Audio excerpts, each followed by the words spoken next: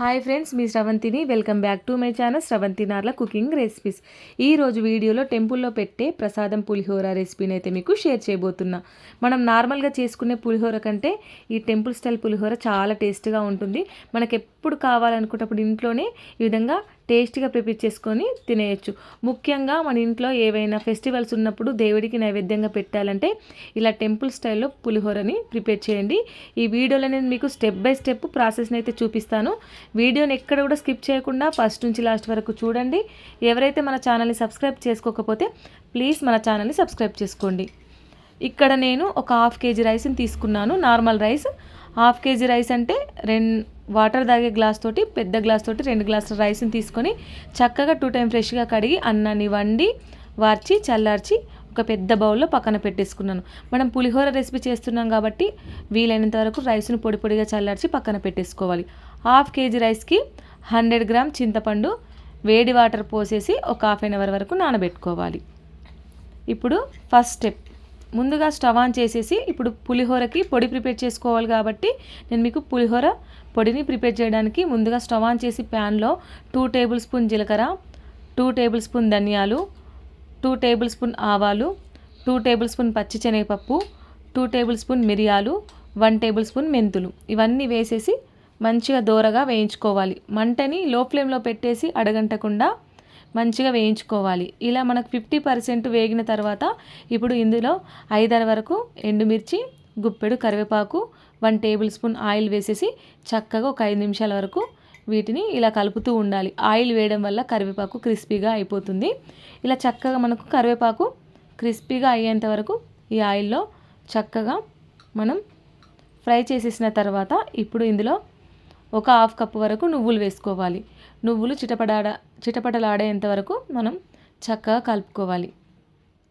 మనం ముందే నువ్వులు వేస్తే అవి మాడిపోతాయి కాబట్టి లాస్ట్ మనం స్టవ్ ఆఫ్ చేసే ముందు నువ్వులు వేసేసుకొని మనం కలిపిన తర్వాత ఇప్పుడు స్టవ్ ఆఫ్ చేసేసి మిక్సీ జార్లోకి తీసుకొని ఒక 5 నిమిషాల వరకు చల్లారబెట్టుకోవాలి.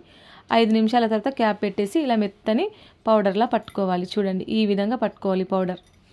ఇప్పుడు పక్కన పెట్టేసుకోవాలి. మనకు పులిహోర పొడి రెడీ అయిపోయింది కదా.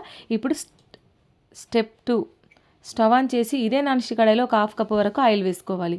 ఆయిల్ హీట్ అయిన తర్వాత 1 టేబుల్ స్పూన్ ఆవాలు, 1 టేబుల్ స్పూన్ జీలకర్ర, 1 టేబుల్ స్పూన్ పచ్చిశనగపప్పు, 1 టేబుల్ స్పూన్ పచ్చిమిరపప్పు, ఒక హాఫ్ కప్ వరకు పల్లీలు, ఒక 10-15 వరకు జీడిపప్పును వేసేసి ఈ ఆయిల్లో చక్కగా గోల్డెన్ కలర్లో వచ్చేంత వరకు పల్లీలు, కాజు, పప్పులు అన్నీ మంచిగా వేయించాలి. ఇలా చక్కగా 50% మంచిగా వేగిన తర్వాత మనం తీసుకున్న రైస్కి స్పైసీకి తగ్గట్టు, కారానికి తగ్గట్టు పచ్చిమిర్చిని తీసుకోవాలి. ఇక్కడ నేను ఒక 8 పచ్చిమిరపకాయలు తీసేసి ఈ విధంగా పొడుగా కట్ చేసుకొని ఇందులో వేసేసుకున్నాను. ఇందులో కూడా కొంచెం గుప్పెడు కరివేపాకు కూడా వేసేసుకొని ఈ పచ్చిమిర్చి ఆయిల్లో మెత్తబడేంత వరకు చక్కగా ఫ్రై చేసుకోవాలి. ఇప్పుడు ఇందులో 1 టేబుల్ స్పూన్ పసుపు కూడా వేసేసుకొని మరొకసారి చక్కగా కలుపుకోవాలి. మనము పోపునైతే అసలే మాడగొట్టద్దండి. మంటను లో ఫ్లేమ్లో పెట్టేసి కలుపుతూనే ఉండాలి. మనకు పచ్చిమిర్చి మెత్తబడిపోయిన తర్వాత మనం తీసుకున్న రైస్కి మనం సాల్ట్ వేసేసుకోవాలి. ఇక్కడ హాఫ్ కేజీ రైస్కి నేను 2 స్పూన్ల సాల్ట్ వేసేసుకొని ఇంకొక హాఫ్ స్పూన్ సాల్ట్ వేసేసుకున్నాను. టోటల్గా 2 స్పూన్ల హాఫ్ సాల్ట్ అయితే తీసేసుకొని ఇలా చక్కగా కలుపుకోవాలి. మనకు పచ్చిమిర్చి మెత్తబడిపోయినాయి, సాల్ట్ వేసేసాం కదా. ఇప్పుడు స్టవ్ ఆఫ్ చేసేసి ఒక హాఫ్ టీ స్పూన్ ఇంగువ వేసేసుకొని చక్కగా కలుపుకోవాలి. మనం ఇంగువ వేయడం వల్ల టెంపుల్ స్టైల్లో ఫ్లేవర్ అనేది వస్తుంది, చాలా టేస్టీగా ఉంటుంది. ఇలా మనం ఈ తాలింపుని ఒక ప్లేట్లోకి తీసేసుకొని పక్కన పెట్టేసుకోవాలి. ఇప్పుడు 30 మినిట్స్ తర్వాత చింతపండు పర్ఫెక్ట్గా మెత్తగా నానిపోయింది కదా. ఇలా చిక్కగా గుజ్జులాగా తీసుకోవాలి. గింజానార లేకుండా చక్కగా గుజ్జుని పిసుక్కున్న తర్వాత ఇప్పుడు మరొక్కసారి 4th స్టెప్, స్టవ్ ఆన్ చేసి ఇదే నాన్స్టిక్ కడాయిలో మరొక హాఫ్ కప్ వరకు అయితే ఆయిల్ వేసేసుకోవాలి. ఆయిల్ హీట్ అయిన తర్వాత మనం తీసుకున్న చింతపండు గుజ్జు, 1 టేబుల్ స్పూన్ పసుపు, ఒక 2 టేబుల్ స్పూన్ ఆయిల్ వేసేసుకొని చక్కగా దీన్ని దగ్గర పడేంత వరకు చింతపండు గుజ్జుని ఆయిల్లో మంచిగా ఉడికించాలి. చూడండి, ఇలా కలర్ చేంజ్ అయ్యేంత వరకు, దగ్గర పడేంత వరకు ఉడికించిన తర్వాత మనం పట్టుకున్న పులిహోర పౌడర్ని అయితే ఇందులో వేసేసుకోవాలి. మనం మిక్సీలో పట్టుకున్న పులిహోర పౌడర్ అయితే ఇందులో వేసేసుకొని ఒక 5-10 నిమిషాల వరకు చింతపండు పేస్ట్లో ఈ పేస్ట్ అంతా దగ్గర పడేంత వరకు, చిక్కబడేంత వరకు, మిక్స్ అయ్యేంత వరకు చక్కగా కలుపుకోవాలి. ఇలా కలుపుకున్న తర్వాత పులిహోరకి మనం పోపు పెట్టుకున్నాం కదా, పల్లీలు, కాజు, పచ్చిమిర్చి, ఆ పోపునైతే మనం ముందు ప్లేట్లో పక్కన తీసేసుకున్నాం కదా, ఆ పోపుని ఇందులో వేసేసి ఇవన్నీ బాగా మిక్స్ అయ్యేంత వరకు చక్కగా కలుపుకోవాలి.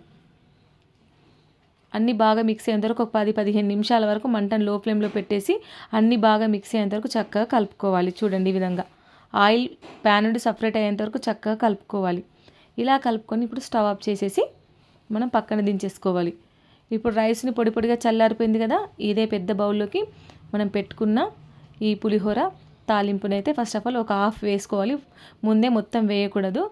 మనం సగం వేసిన తర్వాత ఫస్ట్ సరిపోతుందా లేదా అనేది చక్కగా కలుపుకోవాలి. స్పూన్తో కానీ చేత్తో కానీ చక్కగా కలుపుకోవాలి. మీకు సరిపోతుంది అనిపిస్తే పర్లేదు, సరిపోకపోతే మొత్తం వేసేసి ఇలా చక్కగా కలుపుకోండి.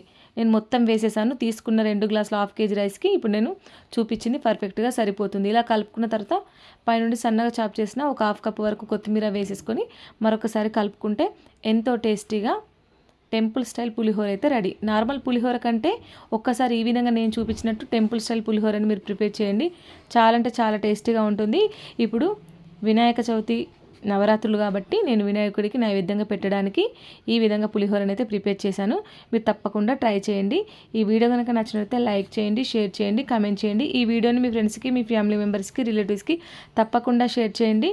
ఎవరైతే మన ఛానల్ని సబ్స్క్రైబ్ చేసుకోకపోతే ప్లీజ్ మన ఛానల్ని సబ్స్క్రైబ్ చేసుకోండి. బెల్ ఐకాన్ని ఆన్లో ఉంచండి.